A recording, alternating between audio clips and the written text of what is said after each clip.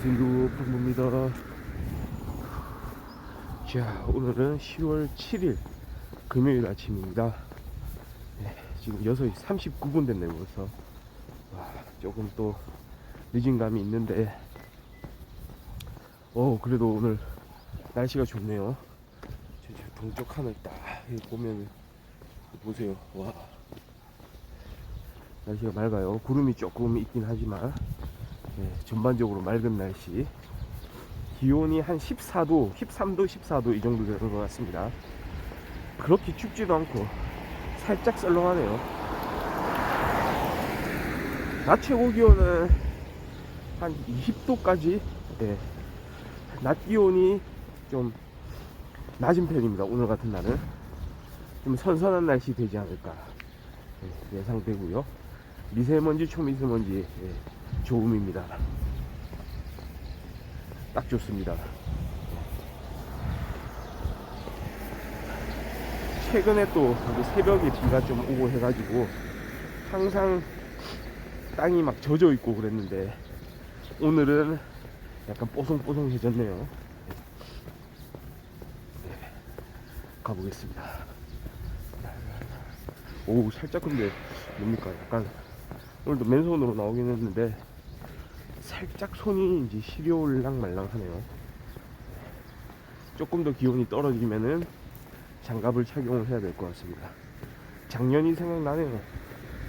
작년 한겨울에 걸을 때 두꺼운 장갑 없으면은 방송 자체를 하기가 어렵습니다. 거의 불가능에 가깝다고 볼 수 있어요. 손이 시려우면은 이 카메라를 들 수가 없거든요. 네, 안녕하세요. 네, 이렇게 새벽 걷기를 주요 모티브로 해서 방송을 하고 있는 걷는풍부입니다. 추천과 즐겨찾기 좀 부탁 좀 드리고요. 유튜브 걷는풍부 채널도 좀 많은 사랑 부탁 좀 드리겠습니다.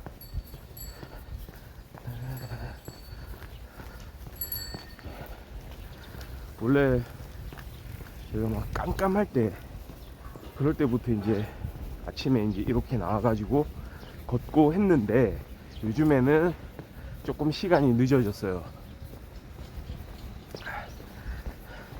그게 사실 지금까지 조금 이제 이야기를 안 한 부분이 집에서 아침에 좀 할 일이 좀 생겨가지고 이거를 조금 이제 미리 먼저 일찍 일어나서 하면은 더 좋은데 기존의 이제 일정 자체가 제가 그렇게 또 저녁에 밤에 일찍 자는 편이 아니라서 한 예를 들어서 12시에서 1시?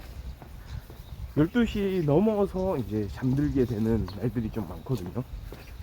그러면 사실 한 5시 반, 5시 40분 이쯤에 일어나는 게 그렇게 쉽지는 않죠. 그러니까 한 5시간 정도? 5시간 남짓? 이렇게 이제 잔다는 건데 사실은 그거는 추천할 일은 안 되거든요.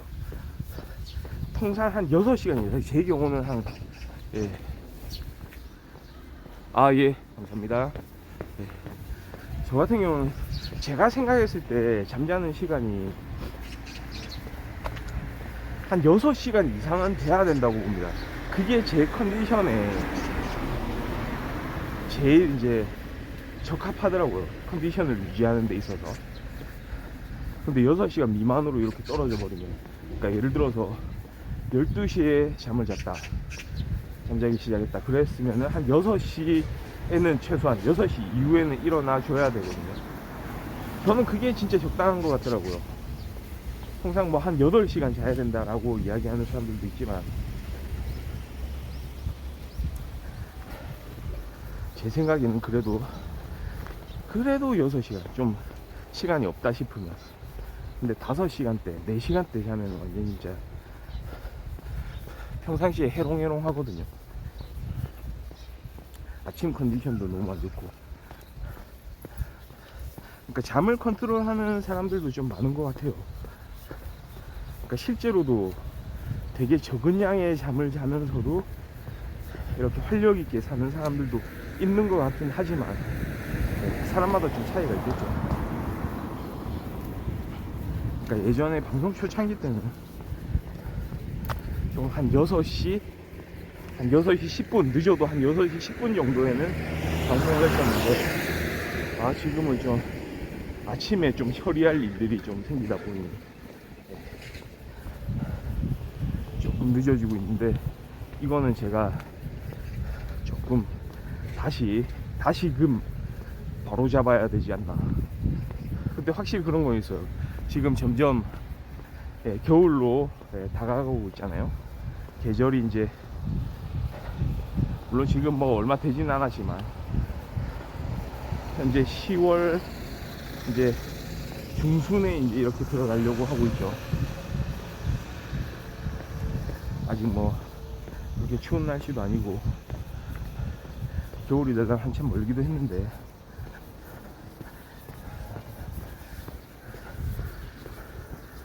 해가 점점 이제 짧아질 거예요. 12월 달까지. 그렇죠? 그럼 그때는 아마 깜깜할 겁니다. 확실히 여기 이제 걷기를 하러 나오는 사람들 숫자도 줄어들겠죠. 여름에는 사람들이 많아가지고 거의 지금 제가 걷고 있는 이 주변에 한 번에 한 20명씩 막 왔다 갔다 하고 그랬거든요. 근데 지금도 살짝 줄어들었어요. 근데 겨울에는 그 당시에 또 기억을 해보면 제가 작년 9월부터 방송을 시작했는데, 그때도 이제 가을에 접어들기 전에 늦여름이었죠. 그러니까 9월 날씨도 요즘에 덥잖아요. 그래서 9월달 10월달 이렇게 지나면서 사람들이 같이 이렇게 아침 일찍 걷는 사람들이 많구나 라고 생각을 했는데, 이건 웬걸 11월, 12월, 1월 이렇게 들어가니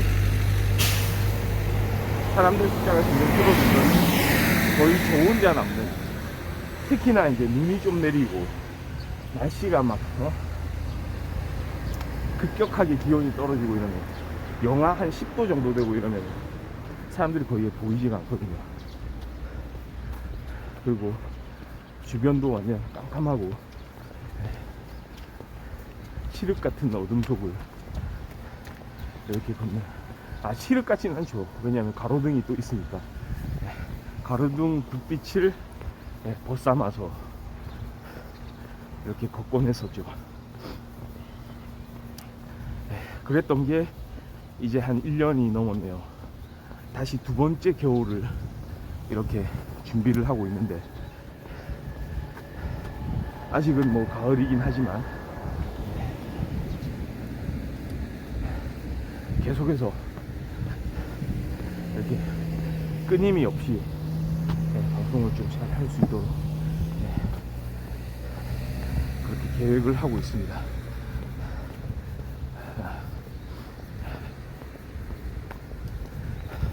지금은 이제 오르막이고요. 네, 제주도 좋죠.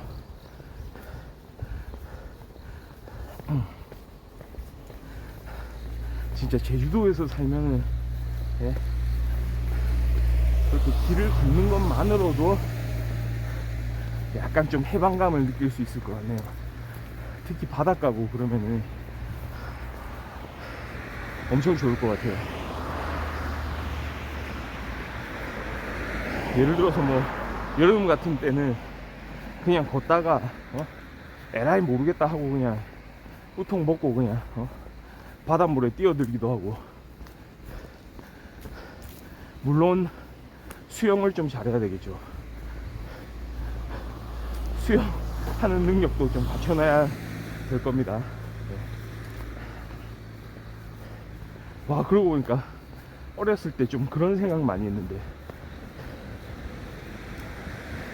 갑자기 수영 이야기가 나오니까 생각이 나는데,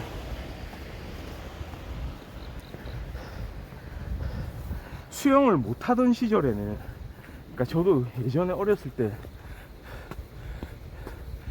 초등학교 다닐 때였나요? 수영을 잘하는 사람들이 갑자기 부러워지더라고요. 한 번씩 이제 제가 고향이 이제 부산이다 보니 바닷가에 놀러 가거나 할 때가 종종 있었는데, 그렇다고 뭐 자주 간 건 아니지만 되게 어렸을 때는 항상 튜브라고 하죠. 튜브를 가지고 항상 바다에서 놀았거든요. 그래야 안전하기도 하고 물에 뜰 방법이 없으니까. 근데 수영을 조금 배웠죠. 배운 이후부터는 튜브는 필요 없구나. 그냥 사람은 기본적으로 뜨게 돼 있구나. 약간 그런 거를 많이 배운다는 거죠. 그러니까 그 사실을 알기 전까지만 해도 되게 참 특출난 능력인 줄 알았죠. 수영을 한다는 거 어마어마했죠. 예전에 진짜 생각해보면 아시아의 물개, 수영 잘하는 사람들, 그런 수영 선수들, 하긴 생각을 해보면 약간 그런 것도 있었을 거예요. 한 80년대 90년대 그때까지만 하더라도 한국이 참 엘리트 체육이라고 해가지고 그런 엘리트 스포츠 선수들을 양성하기 위해서, 그러니까 그거를 국위선양이라고 생각했죠. 올림픽이나 세계 대회에서 금메달을 따거나 좋은 성적을, 최고 성적을 올리고 이러는 거에 대해서 그 가치를 진짜 높게 평가했잖아요. 그러니까 그런 선망도 아마 있었을 거예요. 뭔가 몸으로 하는 거, 우리 신체를 활용해 가지고 뭔가 높은 퍼포먼스를 보여주는 거, 그런 게 참 대단한 거다. 어렸을 때도 생각한 거고. 그러니까 특히나 이제 수영도 수영이지만 예를 들어서 다이빙 같은 거, 그거는 또 다른 영역이잖아요. 엄청 막 그 물 위에 높은 데서 막 3m, 5m 그 발판을 디디면서 그냥 그 다이빙 선수들이 막 화려한 동작을 공중에서 펼치면서 아주 막 매끄럽게 막 입수하는 장면, 그런 것들을 많이 볼 수 있었죠. 요즘에는 확실히 약간 이제 생활 스포츠, 그냥 일반인들이 할 수 있는 스포츠, 이런 게 강조되다 보니 사실 올림픽의 인기도 식었고, 지난 그 2021년, 와 벌써 작년 한 1년도 넘었네요. 그때 여름 때쯤이었으니까, 그때 일본에서 동계올림픽이 아니죠, 하계올림픽, 도쿄에서 올림픽을 개최를 했잖아요. 원래는 2020년이었는데 개최 날짜가 코로나 때문에 1년이 또 연기가 되는 바람에 거기서 봤던 종목들, 무슨 종목을 우리가 시청했는지도 기억이 안 날 만큼, 옛날에 어렸을 때는 진짜 한국 선수들이 출전한다 이러면은 종목에 상관없이 그냥 막 모든 전 채널이, 그 당시에는 이제 공중파밖에 없었으니까 다 그 종목을 이제 방송을 하고 그랬거든요. 참 재밌었지 그때도. 딱 수영 선수들 이제 나오는 그런 화면이 나오고, 와 우리 한국의 이 대표 주자, 한국의 기대주 누구누구 선수 나왔습니다 막 이러면서 8레인, 한국의 누구누구 이렇게 이제 준비하고 있습니다, 출발 준비하고 있습니다, 세계 정상급 선수들과 나란히 어깨를 나란히 하고 있습니다 막 이러면서, 그 다음에 갑자기 그 선수 경기가 끝나면은 물론 뭐 메달권엔 진입을 못했겠죠. 그 당시 수영이 참 한국이 그래도 좀 메달권에 진입하고 와 나름대로 좋은 성과를 펼친다 한 게 박태환 선수 시절. 그 이전에는 그러니까 박태환 선수 하면 2000년대잖아요. 그 이전에는 별로 두각을 나타내지는 못했죠. 오히려 선입견도 있었어요. 그 당시엔 동양인은 좀 힘들다, 동양인으로서 뭔가 수영이라는 종목에서 좀 실력을 보여주기는 좀 힘들다, 약간 피지컬 차이도 있고. 그런데 그랬던 것이 제 기억으로는 말이죠, 중국이나 아마 일본 선수들이 앞서갔을 거예요. 중국은 특히나 다이빙에도 강하거든요. 다이빙 종목. 예전에 그 올림픽 자료들을 보면은 다이빙에서 거의 뭐 1, 2등 뭐 이렇게 다투고 하지 않았나 생각이 되고요. 근데 하여튼간에 그때 재밌었던 게 각 방송국에서도 뭐 KBS, MBC, SBS 이런 데서도 계속 이제 같은 종목을 보도를 하다가 방송을 해주다가, 그러니까 사람들의 관심이 쏠리니까 그런 종목들 방송하다가 갑자기 이제 끝나고 나면은 딴 데로 다른 경기장으로 바로 그냥 마이크를 넘기죠. 그러니까 그랬던 기억이 나요. 막 수영 경기 보다가 난데없이 갑자기 막 유도 경기를 보게 되고, 갑자기 여기는 어디 어디 유도장입니다 막 이러면서 어디 어디 체육관입니다, 우리 또 한국 선수 누구누구 출전했습니다. 그러다가 갑자기 막 펜싱으로 또 돌아가고, 갑자기 레슬링 막 그레코로망이랑. 그러니까 그게 뭐냐면 그 정도로 우리가 관심이 많았다는 거예요. 방송국에서도 완전히 그냥 날이 서 있었죠. 그때 우리가 어떻게 해서 이 진짜 올림픽 특수를 누릴까. 그리고 옛날에 진짜 IMF 시대가 오기 전만 해도 각 방송국 프로그램에 붙는 그 광고들이 어마어마했잖아요. 올림픽이다 막 월드컵이다 이러면은 그 해당 그 프로그램을 이제 방영할 시간대에 그 광고비가 엄청나게 뜨기도 하면서 서로 그 광고를 내려는 그 사업 주체들이 말이죠, 엄청나게 또 경쟁을 했던 그런 기억이 있네요. 그 광고주들이 진짜 그 어마어마한 그 광고비를 내면서도 그 프라임 타임 때 진짜로 막말로 옛날에 한번 생각을 해보면 2002년 월드컵 이럴 때 한국 4강전 네, 한국 4강전 경기 뭐 이런 거 그때 광고 단가가 얼마 했을까요? 한국에서 말이죠. 전 국민적인 관심이 있고 그랬었잖아요. 그런데 문제는 이제 좀 식었어요. 지금은 어떤 스포츠에 대한 그런 열광이 식었죠. 한편으로는 약간 선수들의 기량, 그러니까 예전만 못한 그런 기량의 문제도 있겠지만, 또 한편으로는 뭐 헝그리 정신 그런 얘기도 많이 하잖아요. 특히 옛날에 복싱 같은 종목들, 요즘에는 진짜 어느 선수가 한국의 복싱 그 권투 종목을 이끌어가는지 모릅니다. 옛날에 80년대 90년대 한 초반 정도 그때만 하더라도 생각나는 선수들이 딱딱 나오거든요.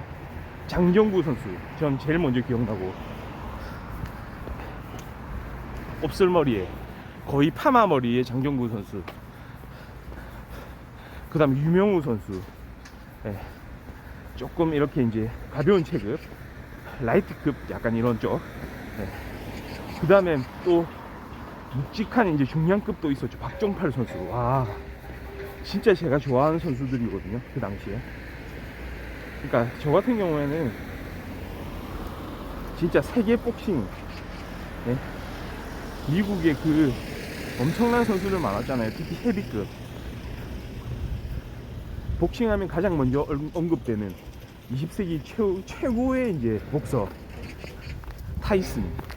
뭐 타이슨 좋아하는 사람들도 많았고 저도 뭐 좋아했지만 당시에 그래도 한국 선수들을 좋아하는 마음하고는 좀 달랐거든요.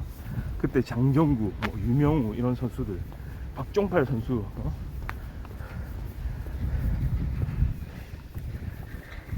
그런 완전 프랜차이즈라고 할까요? 지금 생각하면은 프랜차이즈급 선수들 있잖아요.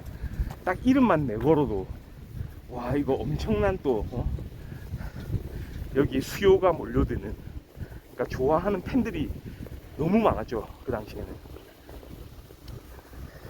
그 경기장도 막 꽉 차고 그랬었죠.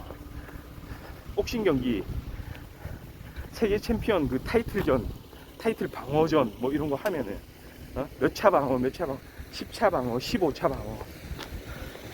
유명우 선수가 그때 아마 그 세계 타이틀 방어전 최고 기록 세웠던 것 같은데요. 정확하진 않은데 한번 찾아봐야 될 것 같긴 한데 제 기억으로 한 15차, 16차까지 했던 것 같아요. 그러니까 그럴 정도로, 그런 사실들을 기억할 정도로 그 당시에는 엄청났던, 그것도 일종의 엘리트 체육이죠. 엘리트 스포츠. 그런데 이제 사회가 좀 변하면서 생활 스포츠 영역에 대해서 사람들이 관심을 더 두게 됐죠. 어쩌면 그게 맞는지도 모릅니다. 그러니까 특정 개인이, 특정 단체가 어떤 스포츠를 막 이끌어가는, 자 이거 한번 구경해 보세요, 우리가 이 놀라운 퍼포먼스를 보여드리겠습니다 여러분. 여러분들은 감히 시도하실 수 없는 그런 퍼포먼스를 우리가 이번 올림픽을 통해서 보여드릴 테니 많은 지원 바랍니다. 많은 후원 바랍니다. 많이 지켜봐 주세요. 이걸 열광적으로 즐겨주세요. 약간 이런 느낌. 그러면서 이제 몸값이 올라가는 거죠. 그 선수들이. 스포츠라는 분야가 진짜 어떻게 보면은 최고의 예능. 그러니까 마케팅적인 측면에서 봤을 때도 볼거리가 최고로 많은 분야 아닌가. 예를 들어서 뭐 영화나 드라마나 뭐 공연이나 심지어 이런 것보다도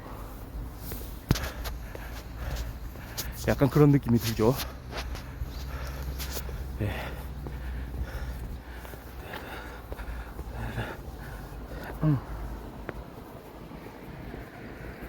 자,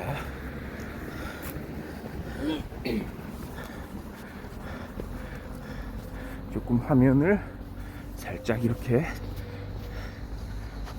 조정을 좀 해주고,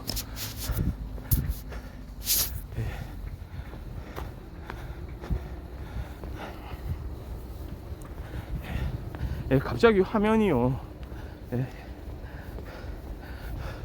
어두워졌어요. 이거 약간 기술적인 문제인가?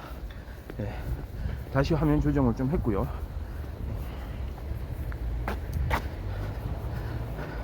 그런 일들이 생각이 나네요. 그러니까 이제는 어떤 스포츠가 국내에서 할 수 있는 스포츠들이 많아졌죠.